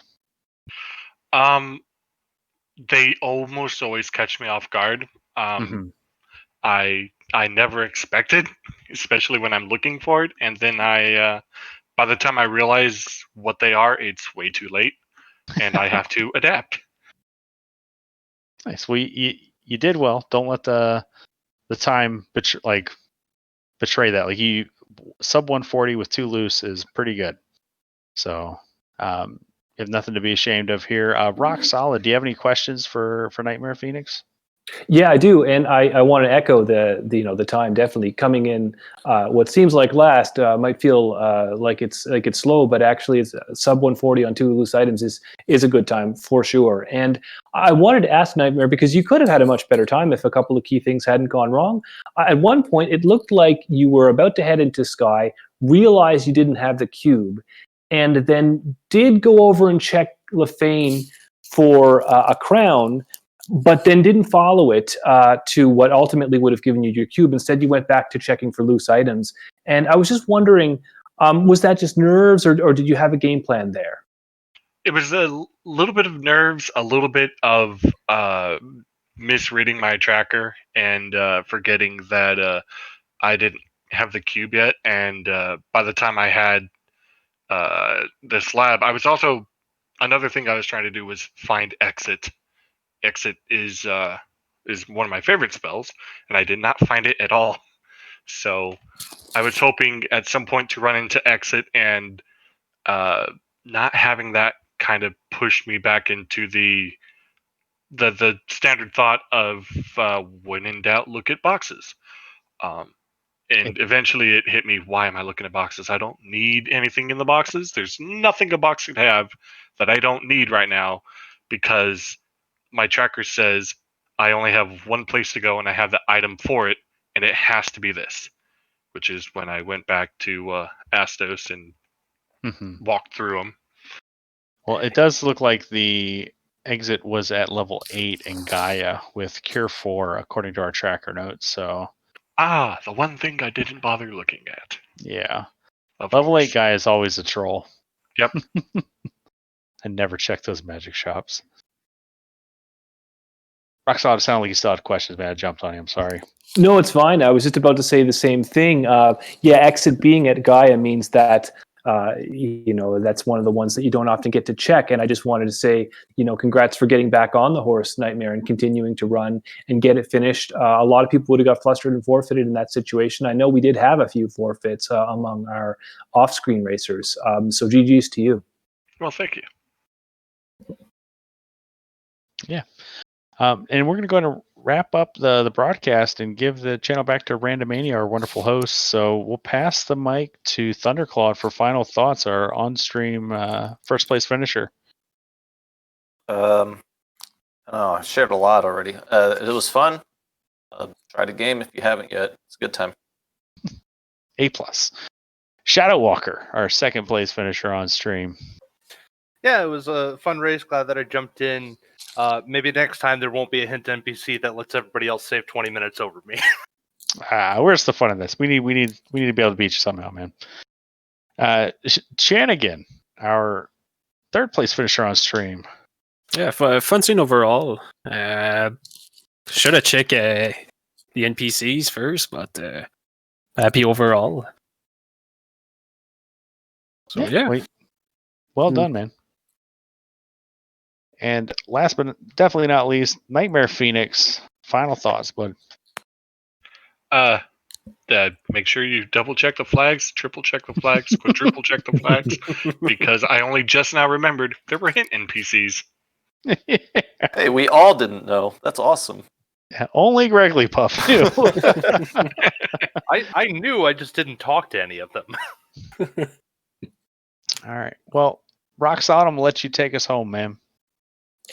Okay, well, I just want to say, give a shout out to our race crew for this evening. Of course, I'm RockSolid84. I'm one of your co-commentators. I'm here in the booth with Caleb. And we've got a great team working behind the scenes with Shadow doing the tracker and Dwight on restreams. Both of them, like me, fairly new to those respective roles and doing a great job at it. Make sure that you follow the runners, not just the ones that are on screen, but we have a whole Discord full of hundreds of players of this game at varying degrees of skill. It's been a blast for me these past 3 months getting involved. So you can see some of them listed there. Just, jump on your Twitch, click on the links for Thunderclaw, Shadow Walker, Nightmare Phoenix, and Chanigan, and just follow them. Jump in the Discord if you're a fan of Discord, and ask some questions in the Duckling channel. It's a really friendly place to go and just get a little bit of information about how you can run this game. I believe we've already thanked our hosts tonight for Randomania. We're also going to be on Speed Gaming this Thursday, and we do that every week here on Randomania and on Speed Gaming. And we'd love to have you back next time. So from all of us here at the Final Fantasy Randomizer community, we want to wish you a happy holidays and wish you GGs and fast times. And until next time, keep your head straight and don't forget to go fast.